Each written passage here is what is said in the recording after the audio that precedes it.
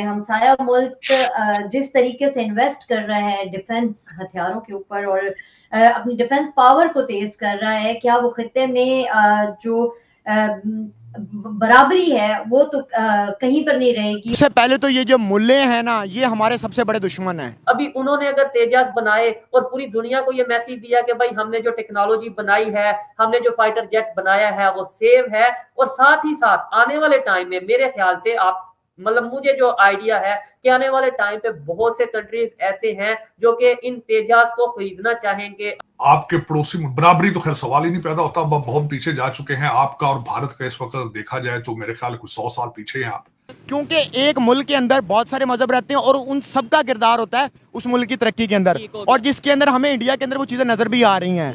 हमारा वजीर आजम भी जहाज पर चढ़ा है और जहाज पे चढ़ के खैरात मांगने गया है यूएई में।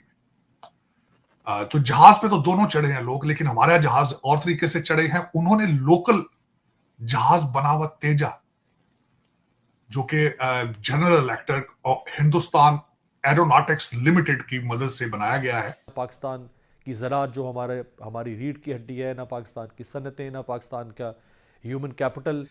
उनके पास पब्लिक सेक्टर से 123 तैयारों के ऑर्डर पहले ही आ चुके हैं। उनकी डिफेंस इंडस्ट्री जो है वो $26 बिलियन की प्रोडक्शन करना चाहती है 2025 तक। हम मुकाबला नहीं, हम सीख सकते हैं, सीखेंगे तो ज्यादा बेहतरी है। मुकाबले वाला कंसेप्ट बनाएंगे तो शायद हमारा नुकसान होगा।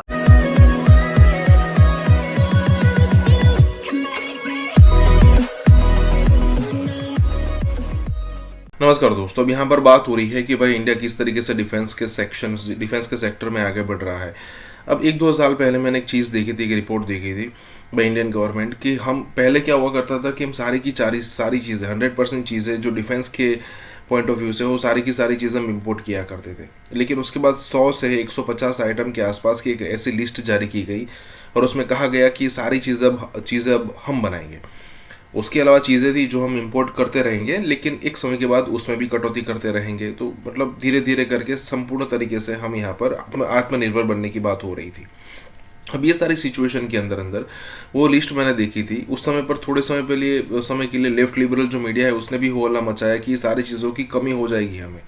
लेकिन आखिर हुआ क्या, हमने वो कैच कर लिया मतलब कि वो सारी चीज़ों के साथ हम हो गए। आज अगर आप देखो तो दुनिया में सबसे ज़्यादा हथियार खरीदने वाला इंडिया है। और ये बात लिख कर रख लीजिए कि आने वाले 8 से 10 सालों के अंदर ये जो भी चीज़ें हम बाहर से मंगवा रहे हैं, चाहे वो फाइटर जेट हो या फिर किसी और हथियार की यहाँ पर बात हो रही हो, सारी की सारी चीज़ें हम आने वाले दिनों में खुद बनाने वाले हैं। मतलब कम्प्लीटली आत्मनिर्भर। और इतना सस्ता पड़ेगा हमें खुद बनाने से कि साउथ जो ग्लोबल साउथ है उसमें कई सारे कंट्रीज़ ऐसे हैं, जैसे कि फिलीपींस हो गया, वियतनाम हो गया, ये सारे कंट्रीज़ हमसे ही हथियार लिया करेंगे। क्योंकि अगर आप कंपेयर करोगे यूके, यूएस और फ्रांस और ये सारे कंट्रीज़, तो उसकी कंपैरिजन में इंडिया वाला हथियार ही आपको सबसे सस्ता पड़ेगा। तो यहाँ पर ये बात हो रही है। इसी के साथ ही वीडियो शुरू करते हैं। मुल्क जिस तरीके से इन्वेस्ट कर रहा है डिफेंस हथियारों के ऊपर और अपनी डिफेंस पावर को तेज कर रहा है, क्या वो खित्ते में जो बराबरी है वो तो कहीं पर नहीं रहेगी। और जो दूसरे ममालिक होंगे, जो छोटे ममालिक होंगे, क्या उनके ऊपर इन्फ्लुएंस नहीं हो जाएगा इनका? देखें, आपके पड़ोसी में बराबरी तो खैर सवाल ही नहीं पैदा होता, अब बहुत पीछे जा चुके हैं आपका और भारत का। इस वक्त देखा जाए तो मेरे ख्याल कुछ 100 साल पीछे हैं आप। उसकी वजह यह है कि वो जहाज पे, वो फाइटर जहाज, लोकल जहाज पे चढ़े हैं आप, मोदी साहब जो 73 साल के हैं। हमारा वजीर आजम भी जहाज पर चढ़ा है और जहाज पे चढ़ के खैरात मांगने गया है यूएई में। तो जहाज पे तो दोनों चढ़े हैं लोग, लेकिन हमारा जहाज और तरीके से चढ़े हैं। उन्होंने लोकल जहाज बना हुआ तेजा, जो कि जनरल इलेक्ट्रिक और हिंदुस्तान एरोनॉटिक्स लिमिटेड की मदद से बनाया गया है। उनके पास पब्लिक सेक्टर से 123 तैयारों के ऑर्डर पहले ही आ चुके हैं। उनकी डिफेंस इंडस्ट्री जो है वो $26 बिलियन की प्रोडक्शन करना चाहती है 2025 तक। अब मोदी साहब ने जी सूट पहना, जो कि उन्होंने पहन के इस तरह लग रहा था जिस तरह टॉम क्रूज है वो। उन्होंने जहाज पे चढ़ के 30 मिनट के लिए बंगलोरों के ऊपर उन्होंने प्रवास की है। हमारे लोग भी प्रवास कर रहे हैं, खैरात मांग रहे हैं। लेकिन मेरी एक बात की समझ नहीं आती, आपके बर्तन अगर नीचे से छलनी हो तो ऊपर से पानी डालने का क्या फायदा उसमें? 76 साल से डॉलरों की बारिश है आपके कंट्री के ऊपर, इसमें कोई शक नहीं है, क्योंकि हमेशा ही हर चीज ही फॉर सेल रही है वहां पे। लेकिन नीचे से छलनी है, नीचे से पानी निकल रहा है मुसलसल, और निकल के दुबई और टोरंटो और अमेरिका जा रहा है, लंदन जा रहा है। वहां जाके मेमोरेंडम्स ऑफ अंडरस्टैंडिंग साइन करने का, वहां से बाहर से पैसे लाने का क्या फायदा है जब वो यहां पहुंचेंगे ही नहीं, लूटने वाले लूट जाएंगे वो। बल्कि मैं अगले दिन, मुझे बड़े तकलीफ से ही मैं कहूंगा कि पाकिस्तान दुनिया का सबसे बड़ा लेबर कैंप बन चुका है।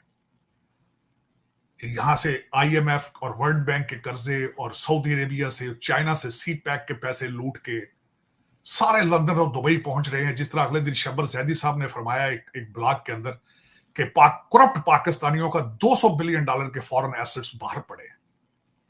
$200 बिलियन बहुत बड़ी रकम होती है, लेकिन इस IMF और वर्ल्ड बैंक के किस्तें देने के लिए 25 करोड़ लोगों की लेबर कराई जाती है उनकी।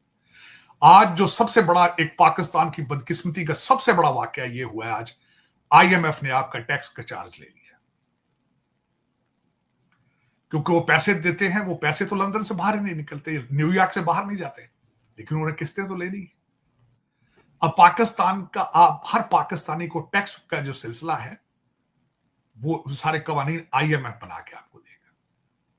लेकिन ये कि आज मेरे काकड़ साहब और मेरे जो आर्मी चीफ है वो UAE में बिलियंस ऑफ डॉलर्स के मेमोरेंडम ऑफ अंडरस्टैंडिंग साइन कर रहे हैं। लेकिन काश ही अच्छा होता कि हमारे आर्मी चीफ पाकिस्तान से बाहर जाने से पहले, UAE में जाने से पहले कोई इस तरह के कानून बना दिए जाते। मैं छोटी सी एक मिसाल देना चाहूंगा जी।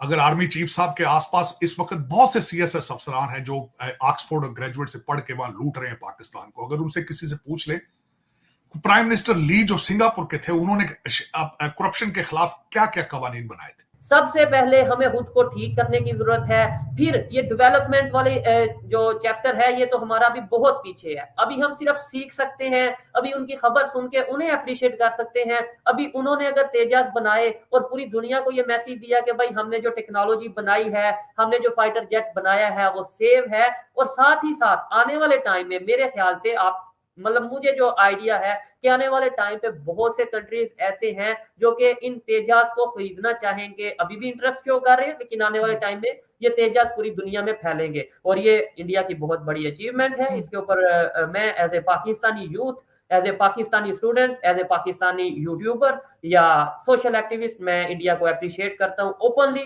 और मैं चाहूंगा कि हमारी पब्लिक इन चीजों को समझे, हमारी मीडिया ये चीजें पाकिस्तान के मीडिया पे दिखाए कि इंडिया कहां पे चला गया, जिसका हम 75-76 साल मुकाबला करते रहे हैं और बिला वजह ही मुकाबला करते रहे हैं। मतलब उन चीजों में मुकाबला करते रहे शायद जिन चीजों में मुकाबला नहीं बनता था, और जिन चीजों में मुकाबला बनता था IT में, टेक्नोलॉजी में, साथ मतलब एजुकेशन में, हेल्थ सेक्टर में, इंफ्रास्ट्रक्चर में, वहां पे आज तक हमें किसी ने मुकाबले का ना तो बताया। और अब जो लोग बता रहे हैं, मैं अगर बता रहा हूँ, आप अगर बता रही हैं, तो उन्हें गद्दार, उन्हें एजेंट या उन्हें इस तरीके से फिर कहा जाता है। बिल्कुल ऐसा ही है। लेकिन मुझे ये भी बताइए कि आपने एजुकेशन की बात की, तो भारत जहां तक पहुंचा है उसमें उनकी एजुकेशन सिस्टम का बहुत बड़ा हाथ है। और जाहिर है कि ऐसे स्टूडेंट्स निकले, ऐसा नहीं कि पाकिस्तान में इतने ब्राइट स्टूडेंट्स नहीं होंगे, लेकिन कहीं ना कहीं एजुकेशन सिस्टम से हम मार खा जाते हैं। आपको लगता है कि ठीक है हम मुकाबले तो कर रहे हैं, लेकिन अगर हम एजुकेशन में और टेक्नोलॉजी में और इस तरह की चीजों में अगर भारत से मुकाबला करें तो क्या बेहतर नहीं होगा पाकिस्तान के लिए? मैं इस टाइम हम मुकाबला कर नहीं सकते इन चीजों में भी, मतलब हम अगर चाहें भी तो नहीं मुकाबला कर सकते। मेरी बात कुछ पाकिस्तानियों को बुरी